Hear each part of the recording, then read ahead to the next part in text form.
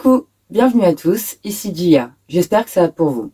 J'ai été absente un très long moment, je vais pas aborder ce sujet-là au début de la vidéo, mais plutôt à la fin de la vidéo pour ceux que ça intéresse. Pour les autres, on va commencer par la vidéo, comme ça vous avez votre histoire, et ceux qui voudraient savoir un peu ce qui s'est passé et comprendre le pourquoi du comment, ce sera à la fin. J'ai essayé de répondre à certains messages, comme par exemple le Liberty Life. J'ai essayé de te répondre et le message apparemment s'est perdu dans l'oubli, donc j'ai fini par l'effacer et voilà. Mais en tout cas, sache que j'ai tenté de te répondre. À beaucoup d'autres, j'ai tenté de vous répondre. Il y en a qui ont eu le message et d'autres, il y a des moments j'étais trop fatiguée, donc j'ai laissé tomber les réponses des messages. J'en suis vraiment désolée. Je vais faire en sorte que la chaîne redémarre au petit à petit et puis voilà, on va pas épiloguer là-dessus. Et on va passer directement à l'histoire d'aujourd'hui qui porte sur Cédric Phileas, un homme qui est recherché et non pas parce qu'il a disparu, mais parce qu'il a commis un acte abominable. Si je fais cette vidéo maintenant, c'est parce qu'on est bientôt en été. Peut-être que certains d'entre vous partiront à La Réunion.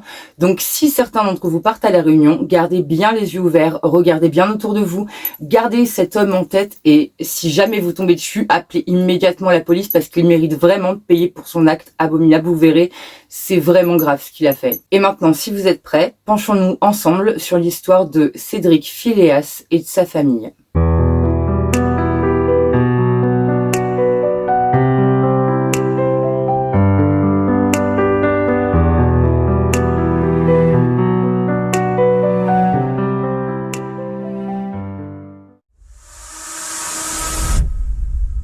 Cédric Phileas est né à Saint-Louis et y a grandi jusqu'à être adulte.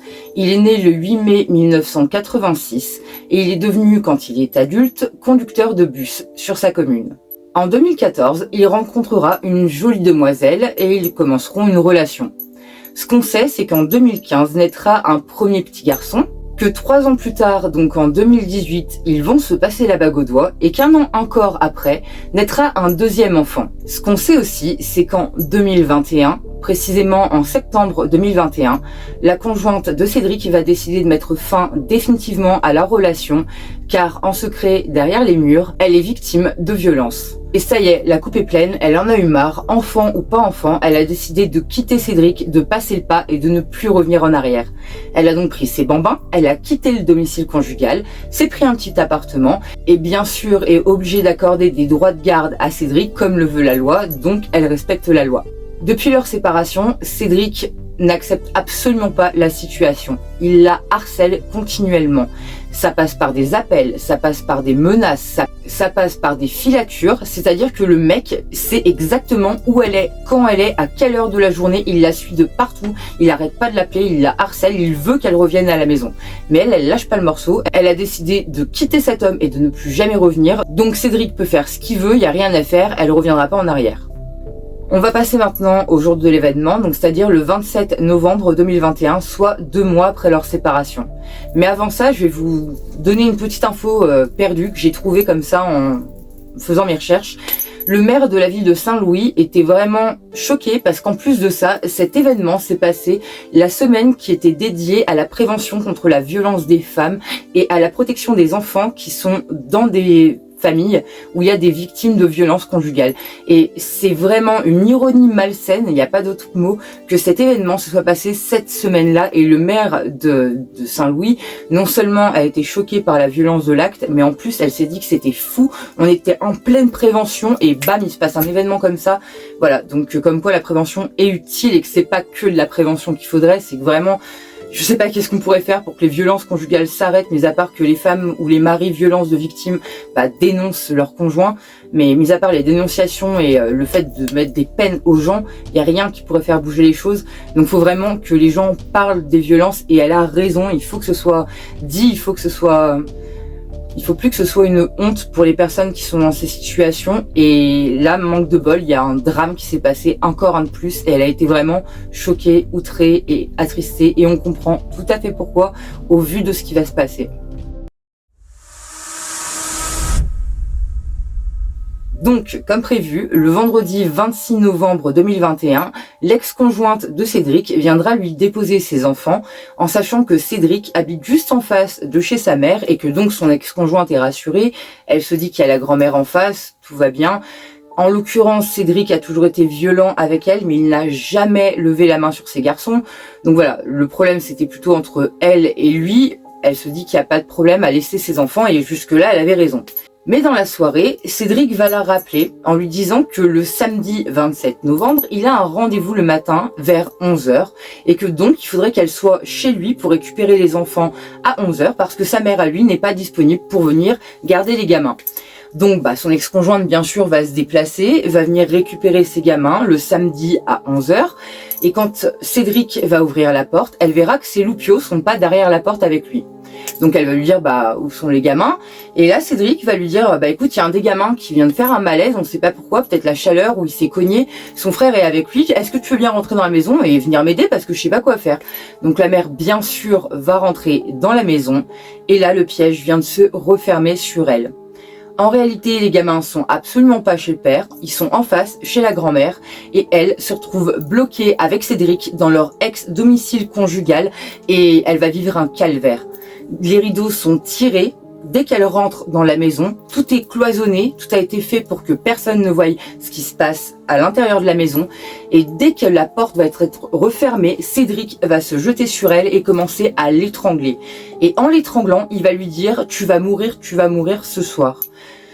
Donc vous imaginez un peu la panique qui commence à l'envahir. La pauvre, elle est là avec son ex-conjoint qui l'a toujours battue, qui l'étrangle en lui disant qu'il va la tuer. Elle est en panique totale et le pire va arriver. Cédric va en profiter pour abuser intimement de son ex-compagne. Et elle est extrêmement maligne dans cette histoire. Et franchement, c'est une famille très courageuse. Vous verrez que ce soit la mère comme les garçons, ils ont été extrêmement courageux tous les trois. La mère va se servir de son cerveau et va lutter contre la panique et la peur qui commence à l'envahir et la peur de mourir. Clairement, elle est dans une situation extrêmement dangereuse. Elle vient de se faire battre, étrangler, abuser. Enfin voilà, et psychologiquement ça va plus. Elle a peur de mourir, mais elle va quand même réussir à canaliser toute cette peur et à s'en servir pour réfléchir et à trouver une solution. Elle va se dire qu'elle va amadouer Cédric en lui disant ce qu'il veut entendre. C'est-à-dire que lui, ce qu'il veut, c'est qu'elle revienne avec lui, qu'elle se radoucisse, qu'elle ait des gestes de tendresse, qu'il sente que c'est bon, il l'a reconquéri quoi. Et c'est ce qu'elle va lui faire croire. Elle va lui faire croire que c'est bon, tout va bien. J'ai compris que tu m'aimais vraiment. Pour que tu fasses un truc pareil, c'est que vraiment tu m'aimes. J'accepte de revenir avec toi. Du coup, Cédric va lâcher son étreinte, va arrêter de lui faire du mal. Et à un moment, elle va en profiter pour se sauver et foncer à la gendarmerie. Elle, à ce moment-là, elle pense que ses gamins sont en sécurité, vu qu'ils sont juste en face. La gendarmerie est pas très loin, donc elle se dit, je vais prendre mes petites jambes, aller vite à la gendarmerie, porter plainte, ils vont récupérer les gamins et l'histoire est finie. Malheureusement, ça va pas se passer comme ça, et là, on va en arriver à la deuxième partie de l'horrible histoire. Cédric, après avoir agressé son ex-femme, va traverser la route, puisque comme je vous le dis, les enfants sont dans la maison qui est juste en face. Donc il va prendre ses petites jambes, il va traverser la route et il va prétexter prendre les gamins pour aller les emmener cueillir des cannes à sucre. Donc bien sûr que la grand-mère va pas y voir de problème, En soi, le papa vient récupérer les gamins pour aller chercher de la canne à sucre. Elle était pas du tout au courant qu'il avait invité son ex-femme. Elle est pas du tout au courant de tout ce qui vient de se passer. Donc ouais, pas de problème, tu veux prendre les gamins, les emmener se promener pour une cueillette, fait. Donc Cédric prend les gamins, il les embarque dans la voiture et il va les emmener sur une route près d'un champ de canne à sucre. Cette route, c'est la CD20 qui est donc au bord d'un champ. Donc les gamins ne voient pas le mal à ce que papa soit là, auprès d'un champ, vu que c'est ce qu'ils sont censés faire. Et quand Cédric va se garer au bord de la route, au début, les gamins n'ont pas peur du tout. Sauf que Cédric va se retourner contre son plus grand. Et là, je vous avais pas encore dit l'âge des loupiaux, mais le plus grand a 9 ans et le plus petit a seulement 2 ans. Donc voilà, on va remettre ça dans l'équation et vous allez voir que le gamin a eu une réaction héroïque, il n'y a pas d'autre mot. Donc là, Cédric va arrêter la voiture et il va sortir un couteau dont il s'était muni avant de partir de chez lui. Et donc là, près d'un champ à Gol-Léo, il va agresser ses 2 enfants avec le couteau. Il va donc commencer par le grand. En le poignardant, il va lui dire « Je fais ça pour maman et après j'appelle les secours ». Moi je trouve que le truc est horrible, c'est un fou malade, vraiment. Vous imaginez un peu le gamin, la terreur qu'il a dû ressentir et vous allez voir que c'est pas fini. Après ça, il va tenter d'éviscérer son grand garçon de 9 ans. Donc c'est-à-dire qu'il l'a poignardé et après ça, il a éviscéré le gamin. Le gamin, comme je vous le dis, c'est un héros. Écoutez bien, comme sa mère, c'est un truc de fou cette famille. Franchement, s'ils sont en vie, c'est juste parce qu'ils ont eu la fureur de vivre et qu'ils ont eu une intelligence à ce moment-là, un instinct qui s'est développé. Mais le gamin de 9 ans, il va comprendre ce qui se passe et il va faire semblant d'être mort. Avec la douleur qu'il doit ressentir, avec tout ça, il va réussir à faire semblant de tomber inanimé et faire semblant de mourir. Il va attendre que son père se retourne, il va ouvrir la voiture et il va partir en courant sur 100 mètres en tenant, je suis désolée du détail mais c'est exactement ce qui s'est passé, en tenant sa plaie et ses intestins qui en sortaient. Il a fait 100 mètres en courant et en hurlant afin de prévenir des gens. Et coup de bol pour lui, il y avait des voisins qui étaient juste à côté, qui ont entendu toute cette scène d'horreur, les hurlements des enfants, enfin tout ça, et qui sont tout de suite sortis et qui ont, Dieu merci, fait fuir le père. Donc là, pendant ce temps-là, dans la voiture, le père était en train d'agresser son enfant de 2 ans de la même façon qu'il a agressé son enfant de 9 ans. Donc là, on se retrouve avec 2 bambins qui sont dans un état d'urgence vitale maximale. Vous vous en doutez, c'est vraiment grave ce qui vient de se passer. Donc du coup, les voisins sont un peu en panique. Mais le fait que les voisins soient sortis, ça a fait fuir le père. Parce que quand ils ont compris ce qui se passait, ils ont commencé à lui courir après. Et le père est descendu dans une ravine et il s'est sauvé. Malheureusement, les voisins n'ont pas pu le rattraper, mais en tout cas il s'est sauvé. Les voisins sont là, donc ils vont vite appeler les secours qui vont intervenir immédiatement. Donc là il y a des pompiers qui vont intervenir en voiture, il y a des gendarmes bien entendu, et très vite on va faire venir un hélicoptère pour emmener les enfants dans un hôpital en urgence parce qu'ils sont tous les deux sur le point de mourir. Si on fait pas quelque chose très vite, ils vont y rester malheureusement. Donc tout ça s'est passé très vite, ils ont eu une réaction extrêmement vive et heureusement après un examen et après plusieurs opérations, les enfants, tous les deux, ont pu survivre. Moi, je trouve que cette histoire, elle est incroyable, même si c'est un contexte horrible et que le père... Bref, on parlera du père après, mais on va juste parler des 3 personnes, c'est-à-dire que la mère et ses 2 gamins, c'est vraiment... Je sais pas comment ils ont fait pour arriver à se contrôler comme ça. La mère, elle a déjà compris ce qu'il fallait pour pouvoir arriver à sortir de cette situation, c'est-à-dire dire à son ex qu'il voulait entendre, et elle a réussi à le faire. C'est une force de la nature, il n'y a pas d'autre mot pour arriver à faire ce qu'elle a fait, à se contrôler à ce moment-là. Et franchement, c'est grâce à ça qu'elle est encore en vie. Donc elle s'est sauvée elle-même et c'est grâce à ça qu'elle est encore là. Je pense que elle pensait que ses enfants étaient en sécurité, donc là peut-être qu'à des moments elle doit se dire qu'elle aurait pas dû partir, mais je pense que malheureusement elle n'avait pas d'autre choix. Dans tous les cas, ça serait mal passé. Elle a fait ce qu'elle pensait être juste, et au cas où si elle tombe sur cette vidéo et qu'elle a des doutes ou des regrets, franchement elle a pas à en avoir parce que c'est une maman formidable et que ses gamins sont tous les deux formidables. Le plus grand a sauvé le petit frère. Je trouve ça impressionnant que lui aussi ait eu l'intelligence de comprendre à 9 ans ce qui est en train de se passer et quelle réaction il fallait qu'il ait pour pouvoir se sortir lui-même de cette situation et sauver son petit frère. Il a fait semblant de mourir. C'est fou d'avoir un réflexe pareil. C'est-à-dire qu'il a dû contrôler la douleur, encore une fois, je reviens là-dessus, mais imaginez ce que ça fait de se faire poignarder, puis éviscérer, et en plus par son propre père, le choc psychologique qui accompagne la douleur. Et ce gamin, pourtant, a réussi à feindre la mort et à sortir de la voiture, à donner tout ce qu'il avait en étant blessé, en devant... vous vous rendez compte, la blessure qu'il avait, c'est fou quoi. Il a quand même couru jusqu'à prévenir quelqu'un et c'est un mini-héros, vraiment ce gamin. Il a 9 ans, il a sauvé sa vie et celle de son petit frère parce que sans l'intervention extrêmement rapide des voisins qui ont fait fuir le père et ensuite des services d'urgence, ces 2 gamins seraient morts en fait là. Donc voilà, cette famille c'est une famille héroïque et en tout cas ce qu'on voit c'est que c'est grâce à eux-mêmes qu'ils sont en vie et c'est vraiment hors norme. Maintenant, on va passer à Cédric. Donc Cédric, vous avez vu sa tête depuis le début de cette vidéo. Cédric a, pour l'heure, là en 2021, 37 ans. Il fait 1m76, il a les yeux marrons, les cheveux marrons et légèrement frisés. Et à l'époque, il avait un léger surpoids. Là, ça fait 2 ans qu'il a disparu, donc son physique a pu changer, il a pu prendre une barbe, les cheveux longs, il a pu maigrir ou au contraire grossir, ou alors il est mort. Donc là, on va passer aux hypothèses de qu'est-ce qui est arrivé à Cédric. Immédiatement après qu'on ait retrouvé les enfants, vous imaginez bien que la gendarmerie est intervenue Tout de suite, elle n'a pas attendu 10 secondes, elle a fait lever un hélico, elle a appelé les chiens et elle a essayé de retrouver Cédric. Tout d'abord dans la ravine qui bordait le champ dans lequel s'est passé l'événement, et ensuite ils ont agrandi le périmètre. Manque de bol, Cédric il est natif de Saint-Louis, il connaît le coin comme sa poche. Donc a priori, il aurait pu se cacher. Ça, c'est une possibilité. On peut échapper aux chiens, il y a toujours des techniques qui existent. En se frottant des plantes, en faisant certaines choses, on peut arriver, par exemple en passant dans une rivière assez large, on peut arriver à échapper aux chiens. Donc peut-être que c'est tout simplement ce qu'il a fait et que personne ne l'a retrouvé parce qu'il connaissait trop bien le coin et qu'il a passé plusieurs points d'eau, par exemple. Donc là, dans l'hypothèse où il serait enfui, encore une fois, il y a plusieurs options. C'est soit il a essayé de se cacher un maximum et finalement il est mort quelque part de faim, de soif ou ne sais-je, d'accident, ou alors il est caché par de la famille ou des proches. Ça, c'est l'hypothèse que beaucoup avancent. Il y en a qui pensent que Cédric est caché par de la famille. Donc peut-être que c'est le cas. On ne le saura pas finalement. Mais voilà, c'est une possibilité. Ou alors, il y a encore une autre possibilité. Certains pensent qu'il est sorti du territoire. Donc il est passé à un autre département, qu'il a pris un bateau, un avion et qu'il est parti de la Réunion.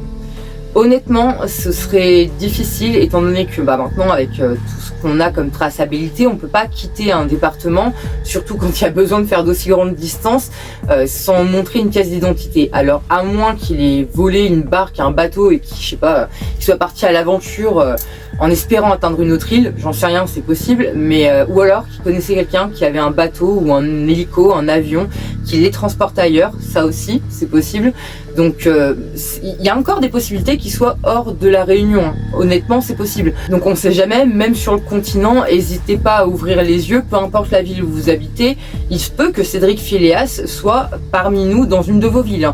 Donc n'hésitez pas à ouvrir l'œil quand même, mais a priori, il serait quand même resté sur l'île de la Réunion. Ce qu'il faut savoir, c'est qu'après, il y a une autre hypothèse qui est avancée par d'autres personnes, c'est que Cédric Philéas se serait ôté la vie. Donc voilà, après avoir fait ce qu'il a fait, il s'est rendu compte que c'était impossible qu'il s'en sorte. Donc il serait trouvé un coin tranquille dans la forêt et se serait ôté la vie avec le couteau avec lequel il aurait agressé ses enfants.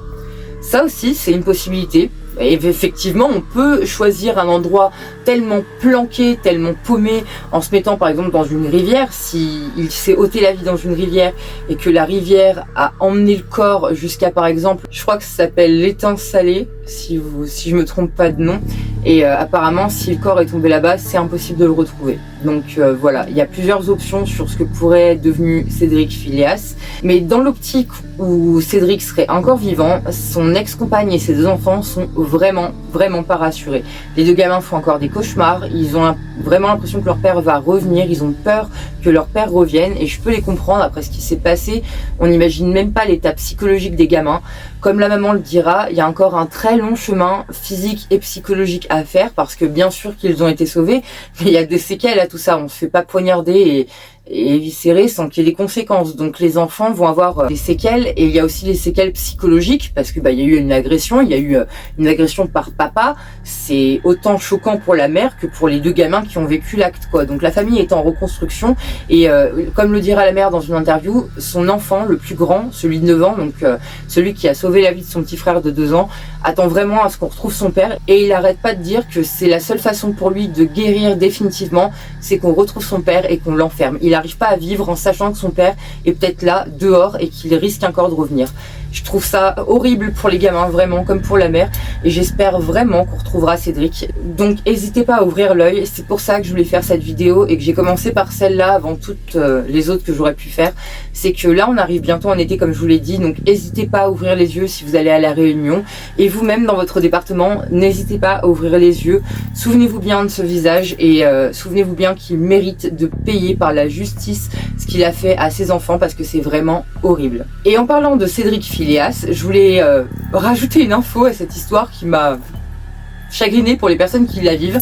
En fait, il y a des homonymes de Cédric Philéas, donc d'autres Cédric Philéas qui eux-mêmes vivent à Saint-Louis. Donc par exemple, un mec de 29 ans, donc vous êtes en train de voir la photo, ce gars-là, il se fait harceler sur les réseaux sociaux, on le menace de mort, on lui dit qu'une fois qu'il sera en prison, il va se faire buter, que si on le retrouve, on va lui faire du mal. Et en fait, sa photo circule sur le net en disant que c'est lui l'auteur des crimes sur les gamins. Donc autrement dit que c'est le père des gamins.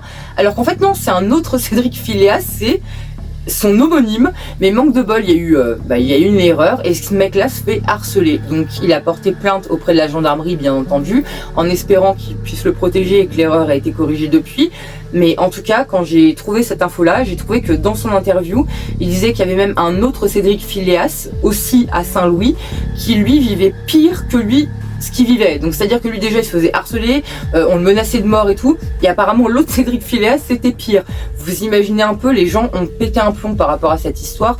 Bien entendu que les habitants de La Réunion ont été choqués, que les habitants de Saint-Louis ont été choqués énormément. C'est une histoire qui touche un familicide, enfin une tentative de familicide des plus gores. Je veux dire, ce qu'il a essayé de faire à ses gamins, je comprends même pas comment il a pu oser vouloir leur faire un truc pareil, c'est horrible. La mère, elle doit paniquer à l'idée qu'ils reviennent, enfin c'est horrible, ça a vraiment choqué la population qui s'est énervée et qui le traque entre guillemets, mais là ils ont traqué les deux mauvais gars qui ont rien à voir. Donc voilà, si ces Cédric là passe sur cette vidéo, j'espère pour vous que c'est réglé les gars, et à tous ceux qui cherchent Cédric Philéas, c'est très bien, mais assurez-vous de chercher le bon gars quoi. Donc voilà, je crois que j'ai fait le tour de cette histoire et on va passer au mot de la fin. Alors le mot de la fin, c'est que voilà, si vous êtes victime de violences conjugales, n'hésitez pas à en parler et quitter votre conjoint, c'est une très bonne solution. Mettez vos enfants en sécurité parce que même si le conjoint ne fait pas de mal à votre enfant, c'est pas une raison pour rester avec le conjoint, peu importe la situation. Donc si vous êtes dans une situation de violence conjugale ou de violence familiale, donc c'est-à-dire si vous êtes un enfant qui est victime de violence, n'hésitez pas à en parler. Encore une fois, il y a des numéros pour ça, il faut aller voir la gendarmerie, porter plainte et surtout vous éloigner de la personne qui est toxique pour vous. Et pour ma part, j'espère que la famille à qui c'est arrivé va aller mieux, parce que bon, je pense que là, ça va mieux physiquement, mais psychologiquement, ça doit pas être ça. Donc, je vous souhaite tout plein de bonheur à tous les trois. Et encore une fois, au petit garçon qui a maintenant 11 ans, t'es un champion, t'es un héros. Franchement, il n'y a pas d'autre mot, ce que t'as fait, c'est hors norme. Honnêtement, c'est hors norme. Ton petit frère te doit la vie, il a maintenant 4 ans, et toutes les années que tu vas le voir grandir, dis-toi que c'est en grosse partie grâce à toi. Bien sûr, il a été mis au monde et etc., mais vraiment tu lui as sauvé la vie et t'as un courage énorme, l'oublie jamais. Oublie pas ça quand t'as des jours sombres, que t'as peur, que t'es triste. Oublie pas que t'as un héros et que t'as une force mais inouïe en toi, comme ta maman qui est elle aussi une réaction hors norme. Donc voilà, je pense que je vais conclure sur ces mots pour la partie de l'histoire. Si vous avez des commentaires, si vous connaissez cette histoire ou si vous la découvrez, n'hésitez pas à me le dire. Je trouve que ça n'a pas été très médiatisé. Bon, en tout cas, j'ai pas vu de vidéo sur YouTube, donc c'est pour ça que je me suis permis d'en faire une. Donc voilà, j'espère que ça n'a pas été trop choquant pour vous en tout cas. Alors, pour ceux qui ne voulaient pas avoir l'explication, je vais vous dire peut-être la semaine prochaine ou peut-être la semaine d'après, je sais pas, je vais essayer la semaine prochaine. En tout cas, en attendant, prenez bien soin de vous. Et pour les autres, on va passer à l'explication entre guillemets. Bon, en fait, j'ai dû vous retourner la partie où je vous expliquais ce qui s'était passé, parce qu'en réalité, j'ai du mal à parler de ma maladie. J'ai eu plusieurs problèmes de santé qui sont relativement graves, dont un qui me suit depuis 15 ans. Et j'ai énormément de mal à en parler, vraiment. C'est comme si, pas comme si j'avais honte, mais pas loin. Parce que la première maladie que j'ai depuis 15 ans, c'est une maladie extrêmement bizarre et on me comprend rarement dessus. Et que la deuxième, c'est un sujet extrêmement triste et qu'il y a beaucoup de personnes autour de vous, peut-être même vous-même, qui ont dû avoir cette maladie et donc j'ai eu du mal à en parler. Mais je me suis dit que finalement, en réalité, ça faisait partie de ma vie, ça faisait partie de moi. Maintenant, on est dans une époque un peu plus décontractée, où on peut parler de ce qu'on a. Il y a des gens qui ont des TDI, il y en a qui sont schizophrènes, qui parlent de leur maladie, il y en a qui ont du diabète, qui en parlent normalement, heureusement en même temps. Et je me suis dit qu'en réalité... pourquoi je vous dirais pas la vérité et pourquoi je vous dirais pas les choses brutes de pomme. Alors la réalité, c'est que j'ai une maladie du sommeil qui est reconnue comme un handicap. Cette maladie du sommeil, je l'ai depuis 15 ans. Le problème de ma maladie, c'est qu'elle est inconnue au bataillon. C'est-à-dire que j'ai pris plusieurs maladies et je les ai mises dans mon corps en même temps. Donc je fais de l'apnée du sommeil, je fais du somnambulisme, j'inverse le jour et la nuit, j'ai pas de rythme circadien, c'est-à-dire que quand je dors par exemple 10 heures, je dors que 4 heures et pour vous quand c'est 8 heures du soir, pour moi c'est 2 heures de l'après-midi, on va dire. Vous voyez le truc ou pas? Donc ce qui fait qu'à force, bien entendu, les jours, les mois, les années, ça veut plus rien dire pour moi. Vraiment, je suis paumée au niveau du temps par moment.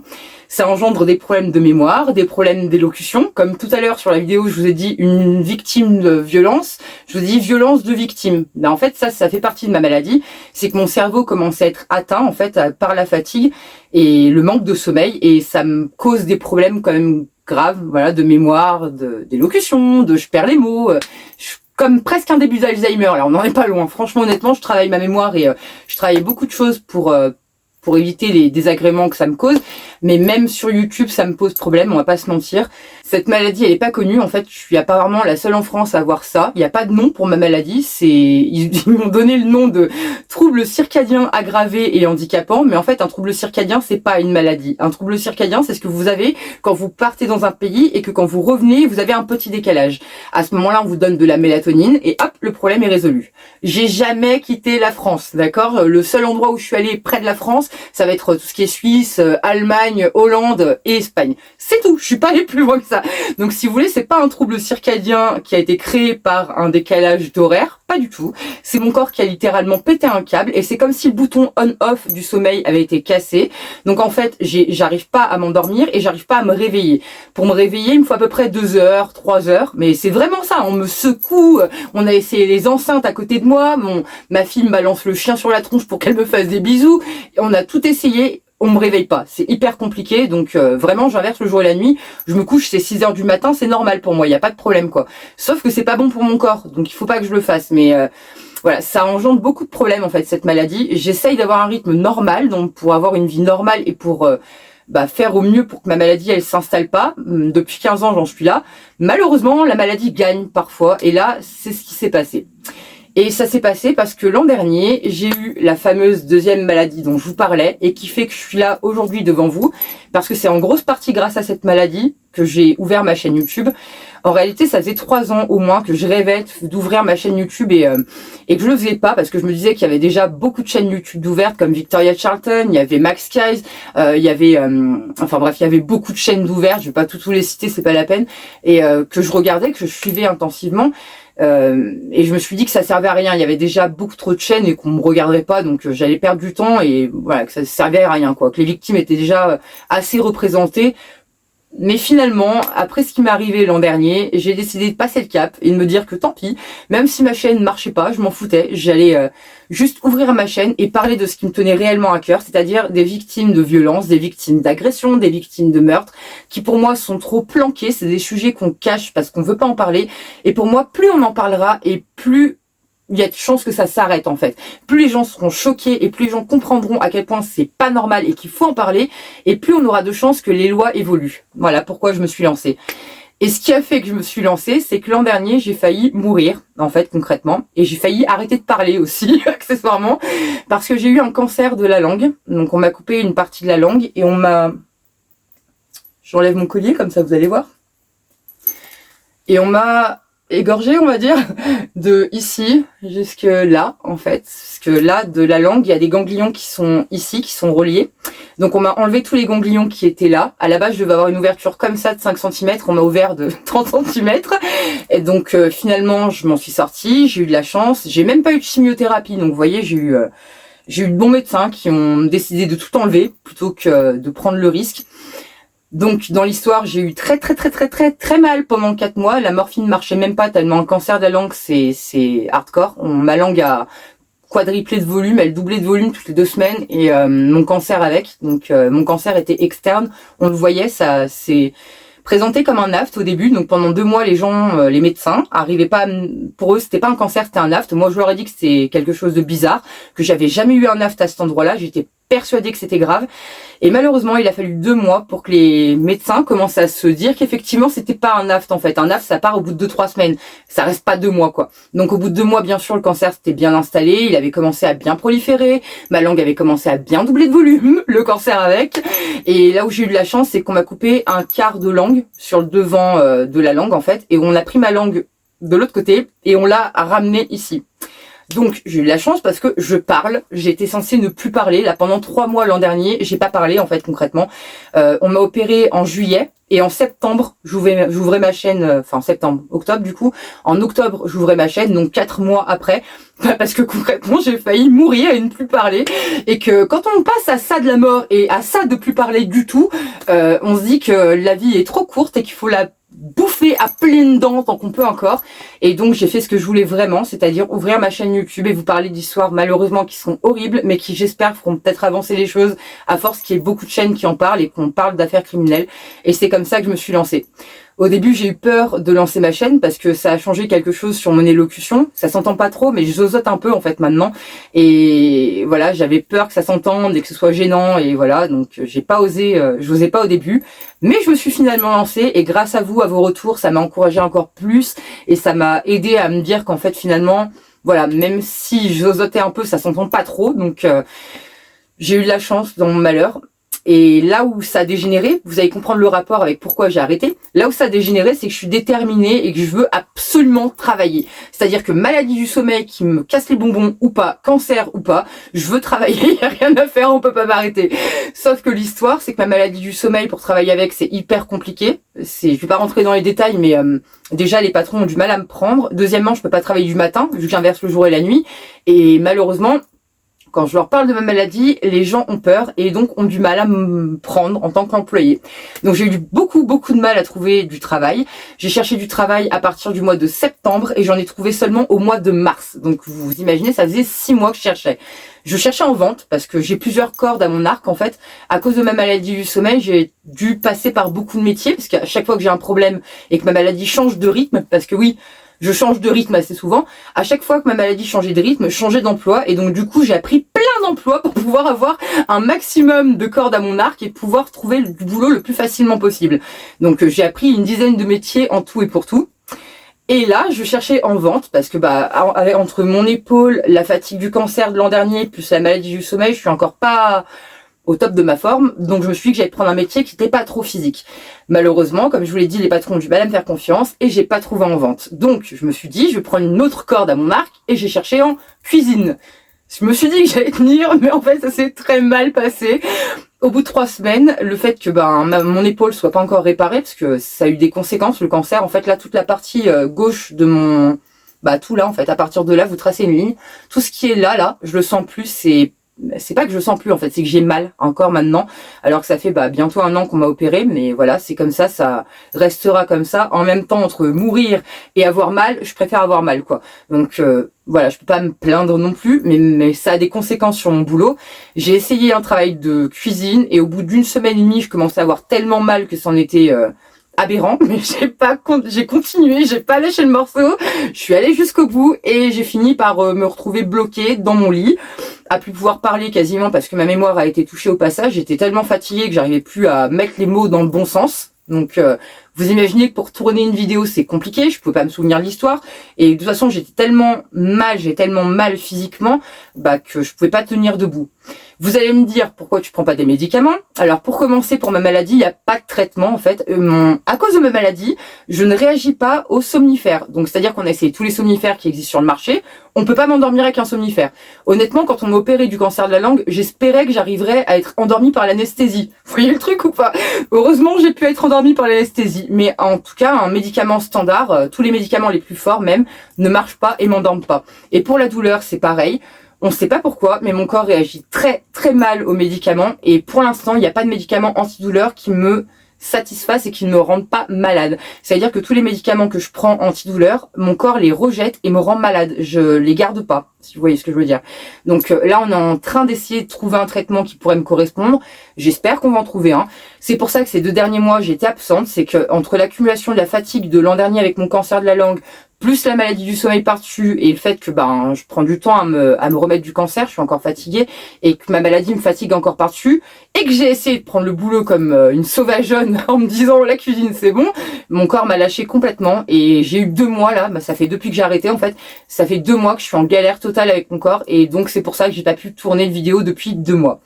À la base, j'avais pas prévu de vous dire que j'avais un cancer de la langue, j'avais pas prévu de vous dire que j'avais une maladie du sommeil, parce que déjà d'une, un peu honte de ma maladie du sommeil vu qu'elle est pas très bien reconnue. Il y a même pas de nom à ma maladie, vous vous rendez compte?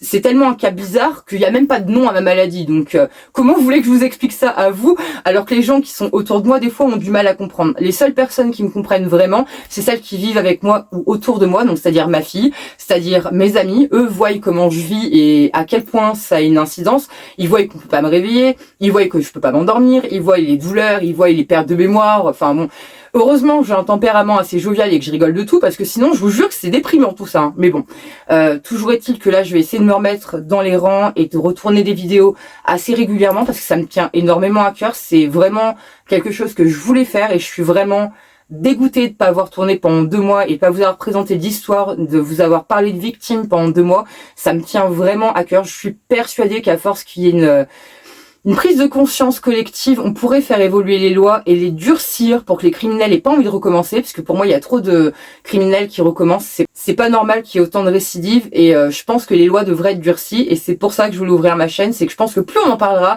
et moins il y aura de récidives, parce qu'on va peut-être augmenter les lois à un moment ou à un autre, donc on sait jamais. J'espère qu'à force qu'il y ait une prise de conscience et qu'il y ait toutes ces chaînes et qu'il y ait Carl Zero qui se mette à en parler, enfin voilà, qu'il y ait tout ça, qu'il y ait toutes ces émissions, qu'on se dise non mais attendez, comment ça se fait que ce mec-là il pouvait être dehors et que là on se dise ah, et si on durcissait un peu les lois. Donc je sais que je suis qu'une fourmi dans l'univers, mais honnêtement faire ça, ça me tient à cœur, même si ça changera pas les choses. J'ai vraiment besoin de vous parler de tout ça parce que ça me tient réellement à cœur et que la violence pour moi c'est vraiment purée, c'est l'horreur. J'ai horreur de la violence. Je déteste ça. Franchement, c'est vraiment, pour moi, c'est la dernière des options à prendre dans tous les cas. Et les gens qui battent leurs femmes, qui font du mal à leurs enfants, les tueurs récidivistes et tout, je me dis, mais oh, les gars, enfin non, vous devriez même pas être là en fait. Donc voilà pourquoi ça me tient à cœur. J'espère que j'ai pas été trop brouillon en vous expliquant tout ça. J'espère que j'ai choqué personne, parce que bon, je sais que le cancer, c'est pas toujours facile d'en parler et d'écouter. Je suppose qu'il y a des gens autour de vous qui en ont eu, qui s'en sont peut-être malheureusement pas sortis. Pour ma part, je suis pas encore en rémission. Il va me falloir encore 4 ans pour être en rémission. Incessamment sous peu, je vais encore aller passer des tests pour voir où on en est. Mais pour l'instant, ça va. Donc j'ai toujours mal à la langue, mais j'aurai toujours mal à la langue. En fait, la cicatrisation, c'est pas très bien faite. Donc quand je parle, quand je mange, quand je bois, quand ne serait-ce que tous les jours, on fait des mouvements avec notre langue tous les jours sans s'en rendre compte. Et moi, maintenant, je sens ma langue parce que la cicatrice, elle est quand même balèze. On m'a enlevé entre un quart et un tiers de la langue, donc c'est quand même balèze. Et j'ai de la chance de parler, honnêtement. Donc voilà, donc c'est pour ça que j'ai ouvert ma chaîne YouTube. C'est pour vous gaver de paroles avec ma jolie langue toute neuve.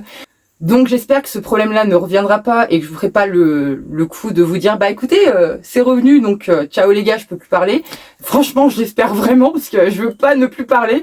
Mais en tout cas là je suis contente d'être toujours en vie, je suis contente de pouvoir être en face de vous, je suis contente de pouvoir profiter des ciels bleus et des hivers qu'on a et de la vie tout simplement parce que je suis vraiment pas passée loin de mourir et j'ai vraiment eu peur de mourir.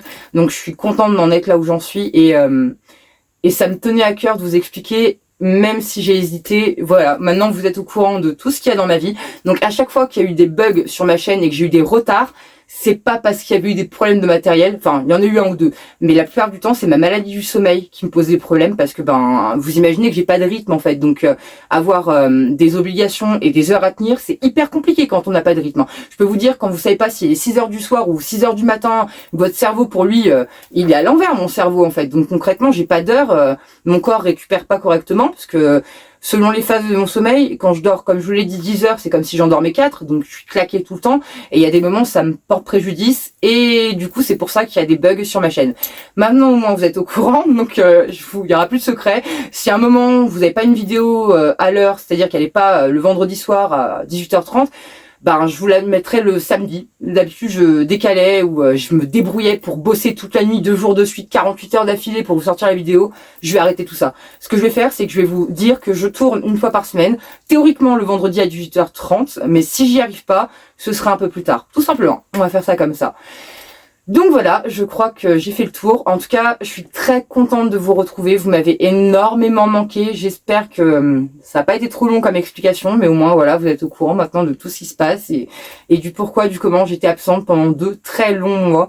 Parce qu'il m'a fallu 2 longs mois pour me remettre de tout ça. Ça a été difficile pour mon corps et je suis très contente, ça y est, il s'en est remis, donc je suis déjà en train de rechercher un nouveau boulot et croiser les doigts, toucher du bois, on sait jamais, peut-être que incessamment sous peu j'aurai un nouveau job et que tout ira mieux et bien sûr que je reprendrai pas en cuisine parce que ça m'a servi de leçon, mon corps est pas prêt, je vais prendre de la vente, c'est bien la vente, il n'y a pas trop de mouvements à faire en vente de chaussures parce que je suis spécialisée en vente de chaussures, donc je vais rester là-dedans, ça va bien se passer et voilà, normalement on se voit la semaine prochaine. En tout cas vous m'avez énormément manqué encore une fois et en attendant la vidéo de la semaine prochaine, prenez bien soin de vous.